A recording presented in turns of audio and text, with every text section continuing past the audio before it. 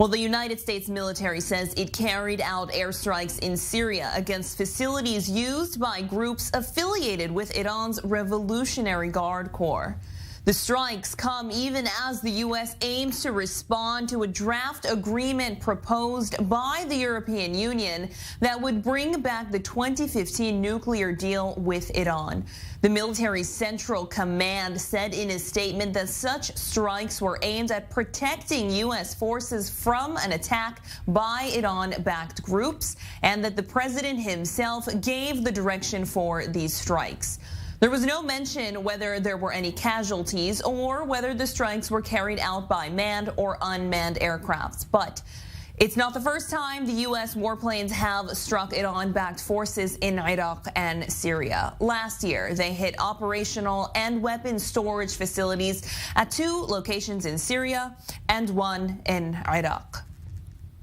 Let's bring in Dr. Jacques Neriah, the former deputy head of assessment for Israeli military intelligence, and he joins me live in studio. Good morning to you. The United States conducting these airstrikes on Iran-backed posts. Does it mean that they saw some sort of imminent threat coming their way? Well, I can imagine that they had intelligence concerning an imminent attack on American bases. I mean, we saw that the American bases are the target of those militias in Baghdad and other places.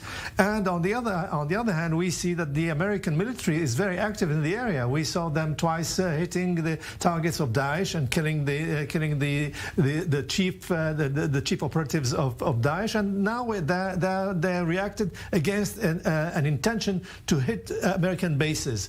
And I think that this is an ongoing effort by the Americans. It doesn't mean any change in the attitude towards negotiating with the Iranians.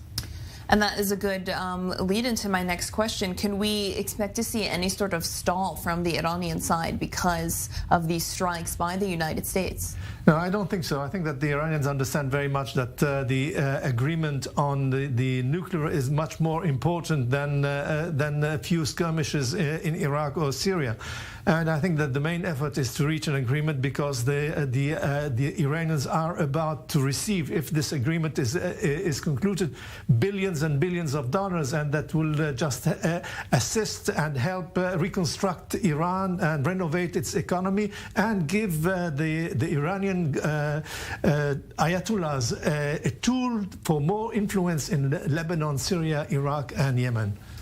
Let's move on to the nuclear deal now. We know that there's a draft resolution by the European Union that the United States is set to respond to, but Tehran also saying that they're willing to give up a lot of concessions. Is this something Western allies could have anticipated? Well, we should be very careful because, I mean, a lot of information is spread, and this is basically disinformation rather than information.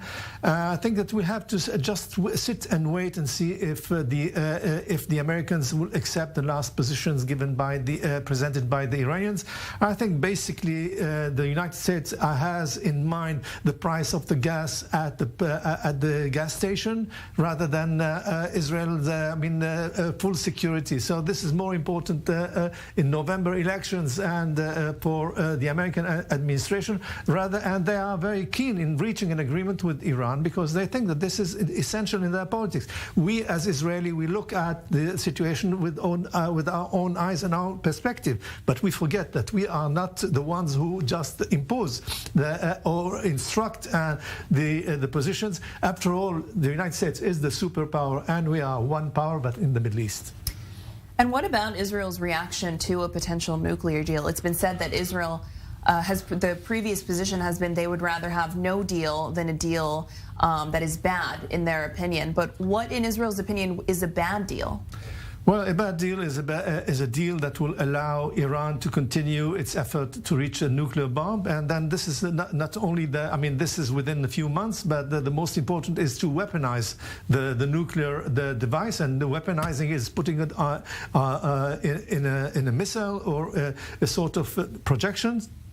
And this would take some time, maybe a year or two, but this would mean definitely a danger and threat for Israel. We saw a decade ago that Israel was ready to prepare itself to hit targets in Iran, and at the last moment they decided not to do so. So maybe now, because and if this we are fighting here a trench warfare, so we are just leaving trench after trench, and when we reach the last trench, then we'll have no choice but to hit. We'll certainly see what the outcome is of all of this and from the negotiations in Vienna. Dr. Jacques Neriah, the former deputy head of assessment for the Israeli military intelligence. Thank you. Thank you.